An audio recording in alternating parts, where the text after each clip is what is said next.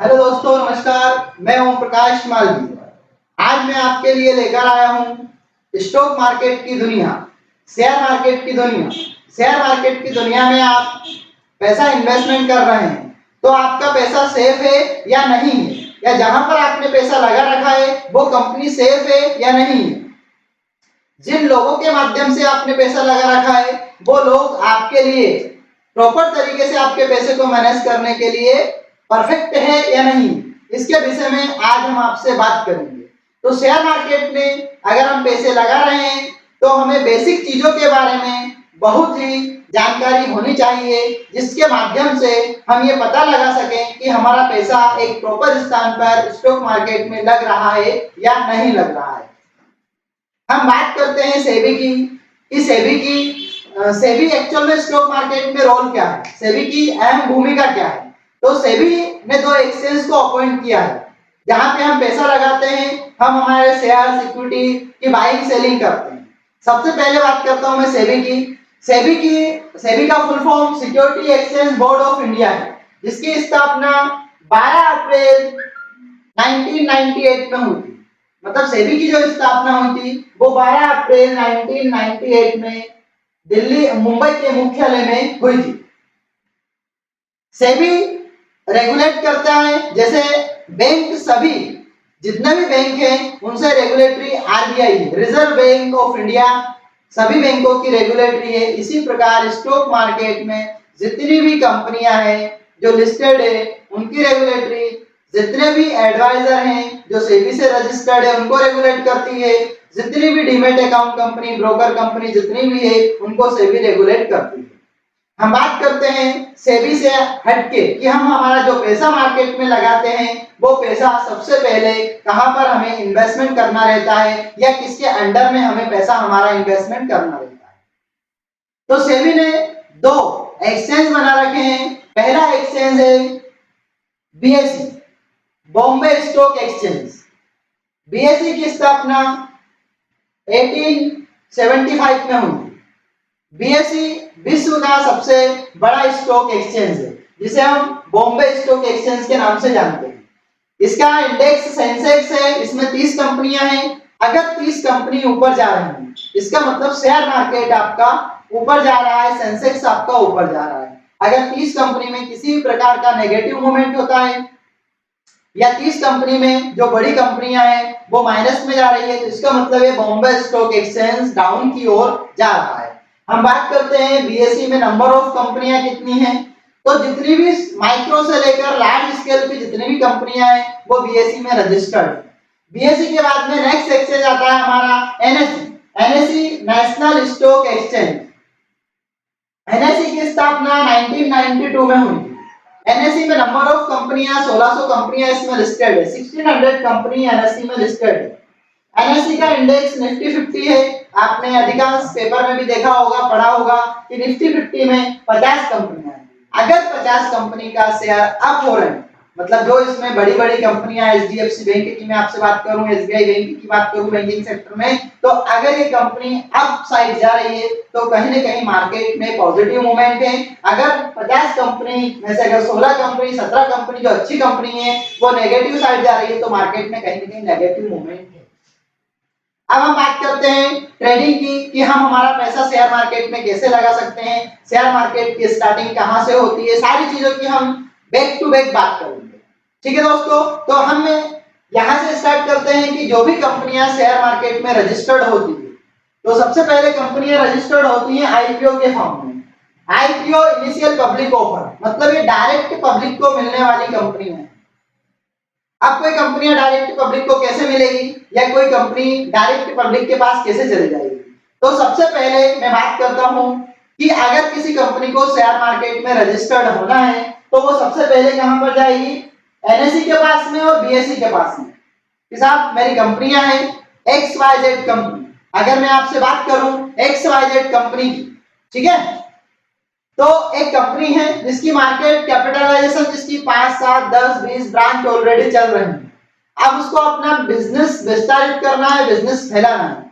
Like एक city है इंदौर जिसमें डीमार्ट की अराउंड 10 ब्रांच से अबव है, 10 branch demat account DMart company की, सॉरी अब इसको भोपाल में अपनी कोई ब्रांच ओपन करना है सॉरी दोस्तों, अगर इसको भोपाल में अपनी कोई ब्रांच ओपन करना है तो सबसे पहले जाएगी एनएससी के पास में और बीएससी के पास में, इसका लास्ट फाइनेंशियल ईयर या लास्ट 10 इयर्स का financial year, track record, company का प्रॉफिट लॉस, बैलेंस शीट, सारी चीजें बताएगी। इसके बाद में इसको फंड की रिक्वायरमेंट के अकॉर्डिंग बोलेगी मुझे भैया पैसे की आवश्यकता है और मैं हमारी नई ब्रांच, मेरे बिजनेस को विस्तारित करने के लिए नई ब्रांच भोपाल में मुझे ओपन करना है।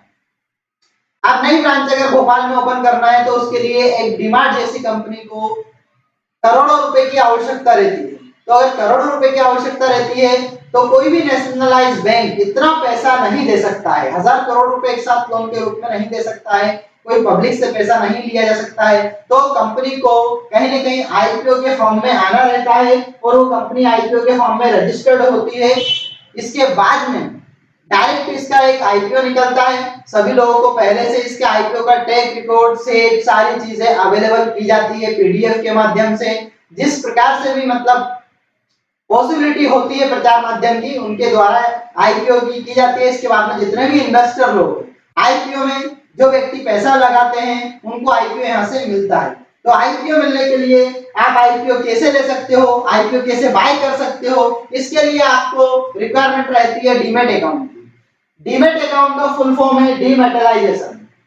मतलब अगर आप किसी कंपनी में डीमैट अकाउंट ओपन करवाते हैं तो कहीं ना कहीं आपका अकाउंट ओपन रहेगा तभी आपको आईपीओ मिलता है।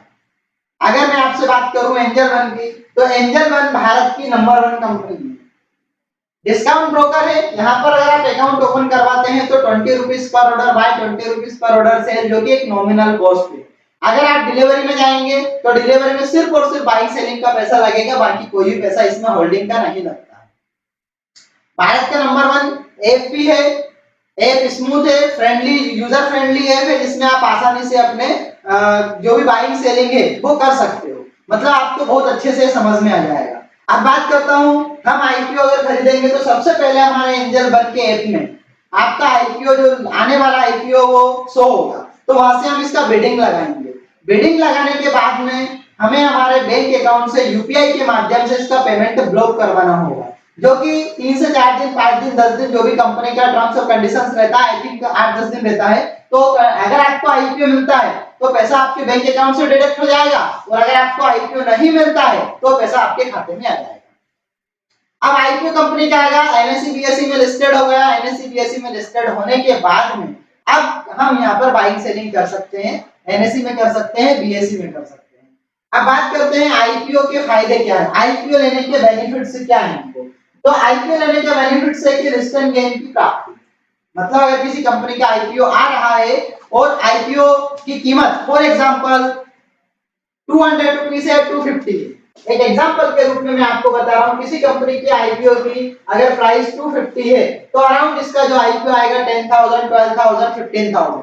मतलब एक आईपीओ लेने के लिए आपको कितने पैसे की रिक्वायरमेंट रहती है, कम पैसे की रिक्वायरमेंट रहती है और अराउंड 12,000 से लेकर 15,000 रुपीस आपको एक आईपीओ में रिक्वायरमेंट रहती है। कितने में आपको एक आईपीओ कंपनी का मिल जाएगा, किसी भी कंपनी का इजीली, मतलब इसके अंडर इसकी प्राइस रहती है, इससे ज्यादा नहीं रहती है। तो इसमें क्या होगा, लिस्टिंग गेन की प्राप्ति। जैसे कि कंपनी का बिडिंग प्राइस है, जब कंपनी ने आईपीओ निकाला है तो उसका बिडिंग प्राइस एग्जांपल 200 रुपीस या 250 है। अब जैसे कंपनी का आईपीओ आएगा, सबसे पहला हमारा पॉइंट है लिस्टिंग गेन की प्राप्ति होना, ठीक है। तो हम बात करते हैं अगर आईपीओ 300 या 350 या 375 से लिस्ट होता है मार्केट में तो हमें 100 रुपीस का प्रॉफिट इंस्टेंटली होता है। अब आईपीओ के नंबर ऑफ आईपीओ एक सिंगल शेयर में हम नहीं ले सकते, इसका एक लॉट डिसाइड रहता है। किसी कंपनी का आईपीओ प्राइस के ऊपर डिपेंड करता है। इसके जैसे मान के चलो 200 रुपीस प्राइस है तो लगभग 550 का शेयर इसमें होगा, मतलब 550 शेयर क्वांटिटी इसमें होगी। तो अगर 100 रुपीस का प्रॉफिट अगर होता है तो 5 से 7,000 रुपए का सिंगल आईपीओ में आपको यहाँ से प्रॉफिट निकल के मार्केट से आ सकता है। अब सेकंड थिंग से बात करें कि अच्छी कंपनी में इन्वेस्टमेंट करने का मौका। अगर हम बात करते हैं अच्छी कंपनी का, तो अच्छी कंपनी में यहाँ से इन्वेस्टमेंट करने का आपको मौका डेफिनेटली मिलेगा, क्योंकि इसका सारा ट्रैक रिकॉर्ड पब्लिक के सामने होता है। कंपनी का बिजनेस क्या है, कंपनी का प्रॉफिट कितना है, कंपनी के ऊपर लोन कितना चल रहा है, ये सारी चीजें हमको पहले से इसकी स्टडी करने की ज्यादा आवश्यकता नहीं होती। मतलब आपको ज्यादा इसमें नॉलेज की आवश्यकता नहीं होती, इसमें आराम से आप कर सकते हैं। बात करता हूं कम पैसों की आवश्यकता, जैसे मैंने आपको पहले बता चुका हूं कि 12 से लेकर 15,000 रुपए तक आपको आईपीओ में इन्वेस्टमेंट करना होता है, जिसमें आपको एक आसानी से आईपीओ मिल जाता है। अब इसके बाद में हम बात करते हैं इसमें कम समय में भारी मुनाफा। जैसे कि अभी बताया था मैंने आपको 250 में आईपीओ लिस्ट हो रहा है, जो हमने बिडिंग प्राइस लगाई, और लिस्टिंग अगर उसकी 300 होती है, 350 होती है, तो वो कम समय में, मतलब जब तक आईपीओ आता है 5-10 दिन 15 दिन में अपने को यहाँ से बेनिफिट्स निकल के मार्केट से आता है। इसके बाद में पारदर्शिता, इसका सारा ट्रैक रिकॉर्ड ऑलरेडी डला हुआ नेट पर रहता है। सस्ते शेयर में उपलब्ध, जब भी कोई सी कंपनी का आईपीओ आता है तो वो सस्ते ही आता है, मतलब उसका प्राइस जो रहता है ना, उसके अकॉर्डिंग ही यहाँ पर डिसाइड होता है। इक्विटी में ओनरशिप, इक्विटी आईपीओ अगर हम ले रहे हैं तो डेफिनेटली हमको इक्विटी में ओनरशिप मिलेगी। जितना क्वांटिटी में हमारे पास आईपीओ है, तो उतनी इक्विटी की हमारे पास में ओनरशिप है, हम इसको होल्ड कर सकते हैं या इसको हम कहीं भी इन्वेस्टमेंट कर सकते हैं, इसमें कोई भी इश्यूज नहीं। अब नेक्स्ट हम बात करते हैं, यदि आप डीमैट अकाउंट एंजल वन में ओपन करवाते हैं, डीमैट अकाउंट अगर आप एंजल वन में ओपन करवाते हैं तो आपके बेनिफिट्स मैंने एंजल के बता दिए हैं। डिस्क्रिप्शन में मैं आपको लिंक प्रोवाइड कर दूंगा। मैं भी एंजल का ऐप यूज कर रहा हूं, आप भी एंजल का यूज कर सकते हो, क्योंकि ये यूजर फ्रेंडली है। अभी अभी एंजल में बहुत सारे नए अपडेट्स हुए हैं, इसके बारे में मैं आपको बताऊंगा। अगर दोस्तों आपको मेरा वीडियो, मेरे कंटेंट, मेरे द्वारा दी हुई जानकारी अगर आपको अच्छी लगी हो, तो नेक्स्ट वीडियो हम बहुत जल्द आपके सामने लेकर आएंगे। कैश मार्केट क्या होता है, फ्यूचर मार्केट क्या होता है, ऑप्शन मार्केट क्या होता है, और इसमें हम इन्वेस्टमेंट कैसे कर सकते हैं, हम इसमें पैसे कैसे लगा सकते हैं हमारे, और अगर कैश मार्केट में पैसे लगाएंगे तो प्रॉफिट कितना होगा, मतलब ऑप्शन मार्केट, फ्यूचर और ऑप्शन मार्केट में पैसे लगाएंगे तो प्रॉफिट कितना होगा, कितने पैसे से हमें मार्केट में इन्वेस्टमेंट करना स्टार्ट चाहिए, मतलब कितने पैसे से हम मार्केट में इन्वेस्टमेंट कर सकते हैं और कितना प्रॉफिट हमें मिल सकता है। तो नेक्स्ट सारी वीडियो हमारी इसी लेवल की हम आपको बनाएंगे, क्वालिटी ऑफ कंटेंट प्रोवाइड करेंगे। अगर आप लर्नर हैं, अगर आप बिगनर हैं, तो आपके लिए ये प्लेटफॉर्म बहुत अच्छा प्लेटफॉर्म है, जिसमें आप कहीं ना कहीं अपना नॉलेज भी बढ़ाएंगे। नॉलेज बढ़ाने के बाद ही आपको यहाँ से पैसा अच्छा मिल सकता है, क्योंकि इस मार्केट का रूल्स है कि नए लोग जितने भी आते हैं इस मार्केट में, वो कहीं ना कहीं लॉस करते ही हैं, और आपने भी देखा होगा। भाई मैं आपसे नहीं बोलूंगा कि आप डायरेक्ट ऑप्शन मार्केट में इन्वेस्टमेंट करो, मैं नहीं आपसे बोलूंगा आप फ्यूचर मार्केट में इन्वेस्टमेंट करो, कैश मार्केट में इन्वेस्टमेंट करो, लेकिन जिस मार्केट में आपको नॉलेज है उस मार्केट में आप इन्वेस्टमेंट कीजिए, और अच्छा खासा अच्छा पैसा इस मार्केट से आप निकाल सकते हो, इस मार्केट से आप बना सकते हो। तो इसमें हम डिस्कस करेंगे नेक्स्ट वीडियो में। अगर आपको वीडियो अच्छा लगा हो तो आप चैनल को सब्सक्राइब करें, लाइक करें, बेल आइकन को बताएं, जिससे हम नेक्स्ट जो भी वीडियो आपको डालें वो वीडियो आपको इंस्टेंटली नोटिफिकेशन मिल जाए, आपको वीडियो मिलते जाए हमारे। जय हिंद, जय भारत।